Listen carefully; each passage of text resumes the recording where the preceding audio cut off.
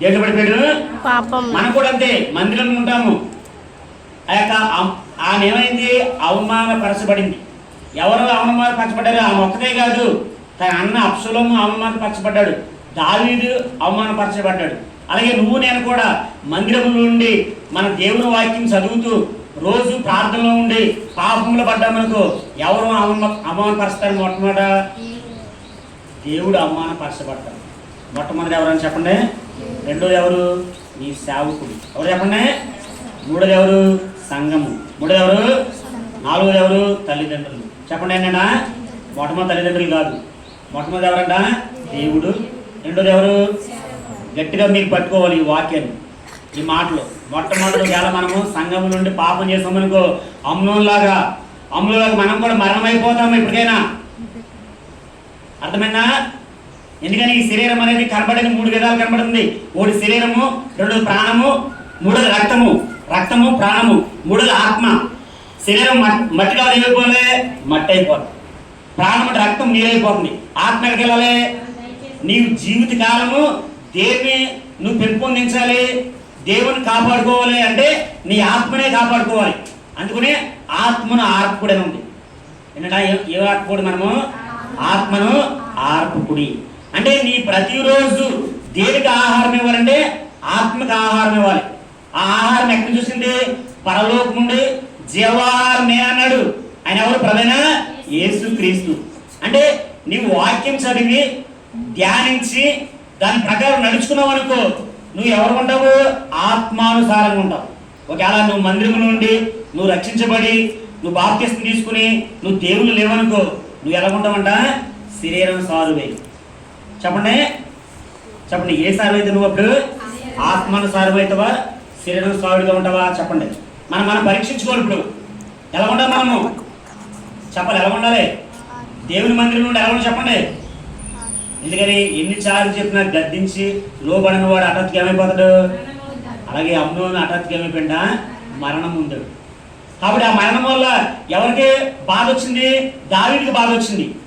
అక్కడ కొడుకు చనిపోయాడు, ఇక్కడ కూతురు ఏమైంది? అవమానించబడ్డాడు. అలాగే మందిరంలో కూడా మనం దేవుని సన్నిధిలో ఉండి పాపం చేసామనుకో అవమానము దేవునికి, సంఘానికి అవమానము, సంఘానికి. కాబట్టి ఆ విధంగా మనం జీవించవచ్చా? చెప్పండి. ఎందుకని ఇక్కడ సేవకుడు చూస్తాడు, దేవుడు కూడా చూస్తాడు. నువ్వు ఇంటికాడ నీ తల్లిదండ్రులను చూడరు. ఎందుకంటే చాలా మంది బైబిల్ పెట్టుకుని అందులో ఫోన్ పెట్టుకోవచ్చు, లేదా బుక్ పెట్టుకుని అందులో ఫోన్ పెట్టుకోవచ్చు. కనపడతారా? కనపడరు. అయితే చూస్తున్న దేవుడు ఉన్నారా? ఎవరా దేవుడు? ఎవరు మన దేవుడు? చూస్తున్న దేవుడు. ఆయన అన్నీ చూస్తాడు. ఆయన అన్నీ ఏం చేస్తున్నాడా? ఒకవేళ తల్లిదండ్రులు అబ్జర్వ్ చేయకపోయినా, సేవకులు అన్నీ పట్టించుకోలేం కదా, పట్టించుకోకపోయినా ఎవరు చూస్తాడు? నిన్ను మాట్లాడాలి.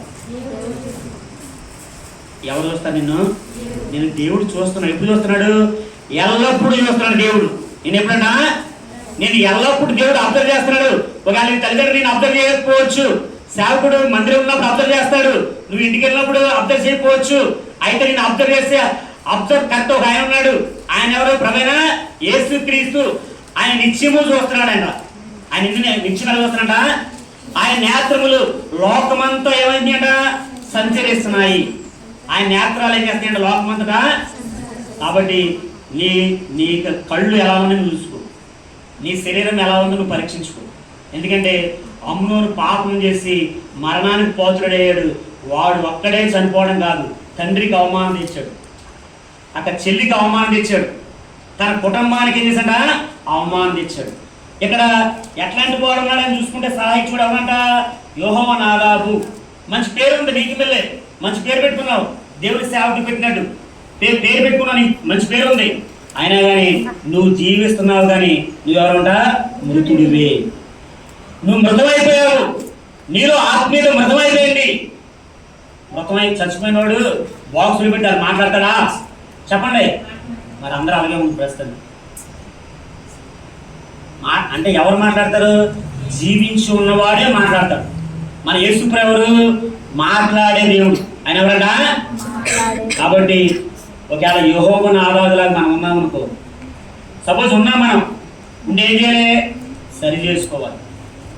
ఏం చేయాలి చెప్పండి?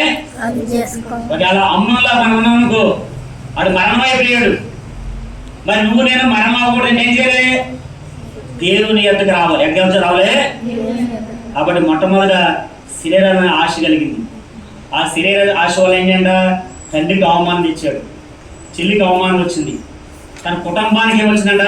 అవమానం వచ్చింది. ఆవిడ సంఘానికి అవమానం రాకుండా, నీ కుటుంబానికి అవమానం రాకుండా ఇప్పుడు ఎక్కువ పాపం చేసింది ఎవరు తెలుసా? సర్వేలు పడింది క్రైస్తవులే. ఎవరంట చెప్పండి? అంటే క్రైస్తవులు ఎవరంటారు? క్రీస్తుని నమ్ముకుని క్రీస్తులో ఉన్న వారే పాపాలు ఎక్కువ చేస్తున్నారు. అంటే వాళ్ళలో క్రైస్తవులే కానీ వాళ్ళు ఎవరు లేరు? క్రీస్తు లేరు వాళ్ళలో. వాళ్ళ హృదయం ఎవరు లేరు? ప్రభు లేరు. వాళ్ళ హృదయం ఎవరు లేరు? దేవుని వాక్యం లేదు. అందుకని అమ్ములోను దేవునికి భయపడలే, తండ్రికి భయపడలేదు. అందుకని పాపానికి దోషుడైపోయాడు, మరణానికి పోతుడయ్యాడు. అందుకని దేవుడు ఈరోజు మనల్ని హెచ్చరిస్తున్నాడు. ఏం చేస్తున్నాం మనం చెప్పండి? శరీర పాపాలు చేయకుండా ఉండకూడదని మన దేవుడు ఏం చేస్తున్నా?